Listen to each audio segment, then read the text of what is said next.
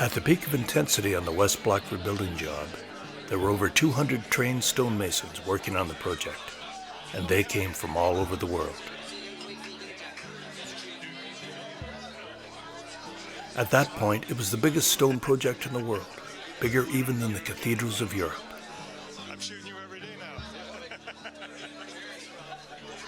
One is tempted to say that the workplace almost became a village unto itself.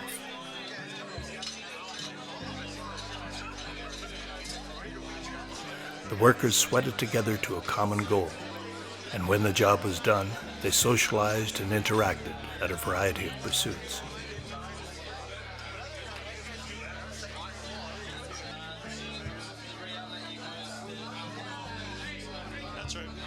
The teamwork on the site extended out into other areas, and the feedback from this permeated the bond between the workers. Many played hockey on Friday afternoons.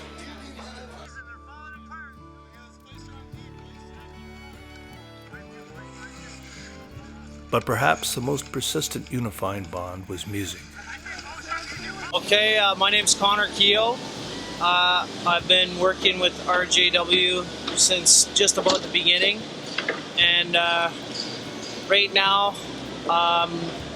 learning how to cut stone and working on the Dutchman crew, replacing stones that for the most part are still good, just need a little tender love and care.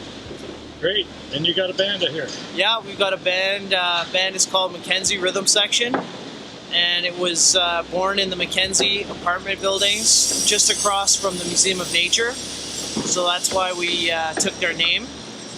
And you know, we do funk, soul, rock and roll, and make sure that it's a good time at every party we go to. Hi, I'm Peter Sahan. Been working for RJ for 3 years and plus.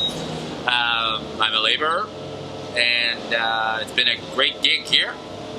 I play music. I've been doing that for a while, as you can tell. I've got these days I got a band called Old Fox. I play bass and sing with 3 other guys, drummer, keyboard player, and guitar player, amazing musicians, and we do classic rock, and that's about it. Rock and roll. My name's Andrew Broadbent. I'm a musician, like out of work. I do like my own stuff online and like home studio recording. Just like, I like making music for fun and, you know, and seeing where it goes. If people like it, they can listen to it and check it out. I have a website, well, it's like MySpace and SoundCloud, so I just like making music. Like I said, creativity it helps with the work sometimes, you know, you're like thinking differently and stuff like that. And So what's your name? Dave Martindale. What do you do here, Dave? Journeyman Mason, been working with RJW Jeb now, I guess, 11 years. And they called me into Ted Rito to custom cut stones for the 6 builders that are building columns. They have to be trimmed to length and some height. Some need little intricate boot cuts and things on them once they get up to the top. So yeah, dusty work, and I'm loving it. For sure. Yeah. And talk about your band for a second. Well, I play in a couple bands. I play with a stone carver cutter, Danny Barber, in a rock band called Rex Heck. 3-piece. It's, I guess you could say 70s throwback, kind of hard rock. I also play bass for a band called Ukrainia, and we've traveled across the country for folk festivals and things. It's traditional Ukrainian music, rockified. It's a lot of fun. And yeah, so I don't know how the music and the stonework somehow fits together seamlessly for me. It seems to me that they're both artistic pursuits. I know that I was a musician before I was a stonemason, and I know that most of the people that worked for me were the same. They learned to play guitars in their early teens or late teens and got into masonry later on. I was lucky. I started playing guitar when I was 12. Lucky. I don't know if I was lucky or not, but I started playing guitar when I was 12, and of course I started into my apprenticeship when I was 16, after having played in a couple of bands already in high school. But I know that I've written songs to the rhythm of of the hammer on the striking the steel of the chisel, and that is a very, very powerful image for me. That whole thing is very, very intrinsic to who I am and what I do. I can feel the rhythm. The rhythm, when you're working with a relaxed rhythm and you're cutting stone, you can go all day if you're thinking about something that isn't the toil of actually cutting that stone. And if you're sitting there imagining a time, a tune, a measure, a beat, words start to flow out of you. And I know lots of guys who feel the same way. There's a long connection between sound and stone. Many early stone monuments and churches were the site of religious or tribal ceremonies. Often the structures themselves were designed and modified to clarify the voice of the shamans or leaders.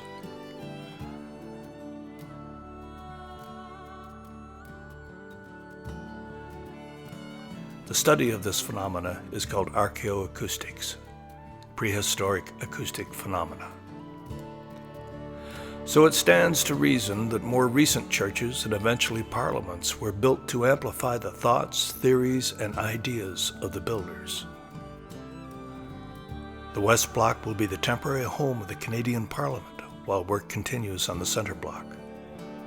What were the interior stone walls of the central square, now cleaned and refurbished by RJW Jem Campbell, will be covered over by a beautiful glass roof and become the center of power in the country.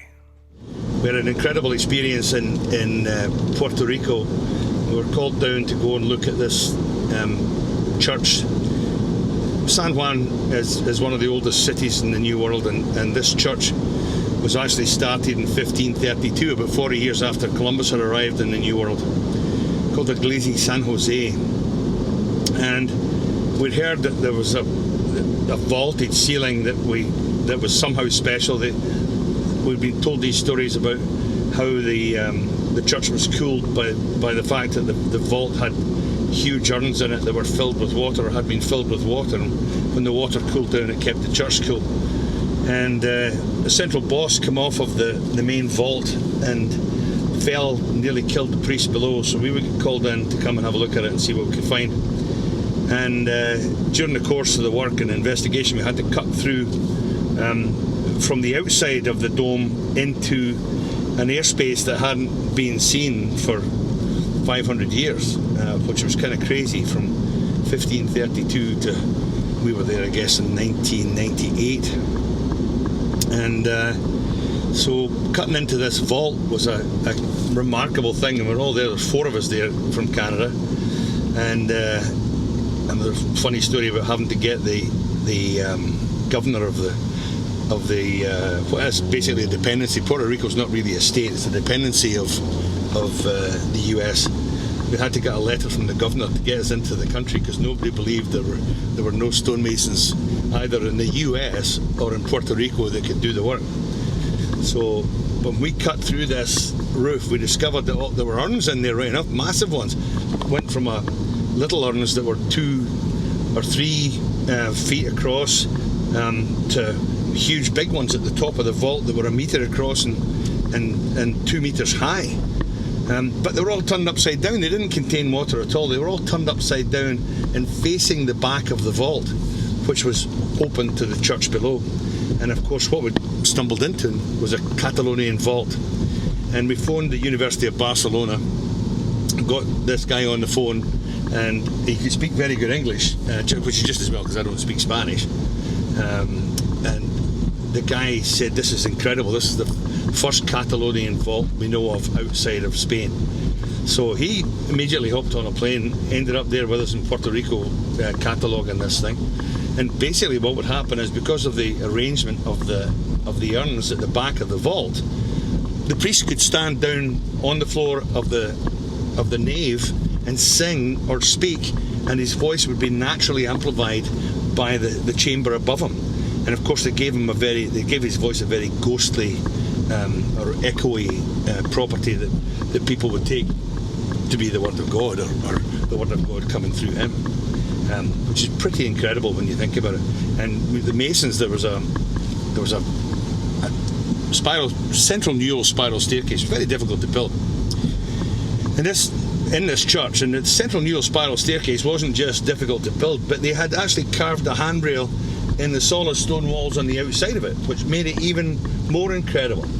So there you are in 1532, you've got a bunch of Spanish masons being brought over to the New World and to build these churches, and they left a thing that we were marvelling at 500 years later, and I think that's a thing that is a constant thread within our lives. You're leaving something behind you that people will look at and go, wow, that's something very special. Like John Ruskin with his "When we build, let us think that we build forever." There's a time to come when these stones will be held sacred because our hands have touched them. I've actually experienced that, and it's a remarkable thing to see. And that's what keeps you going. That's what makes hot days like this, 42 degrees with the humidity. Actually, the boys are doing better than us. They're all sitting in a bar somewhere because they left the work site at 1:30 today because it's just so hot. You can't be working in that kind of stuff. You can't work in that temperature. Well, let's go find them. Well, we should go find them, but let's take a look across the river here first. Look at that view there. Why would you not live here? Who would not? See the wooden bridge down there? Yeah. The famous Wakefield covered bridge. Oh, and look, right on the right here, here's the Cafe 1870. What a coincidence. I wonder if the beer's cold. It certainly looks well. It certainly looks cool.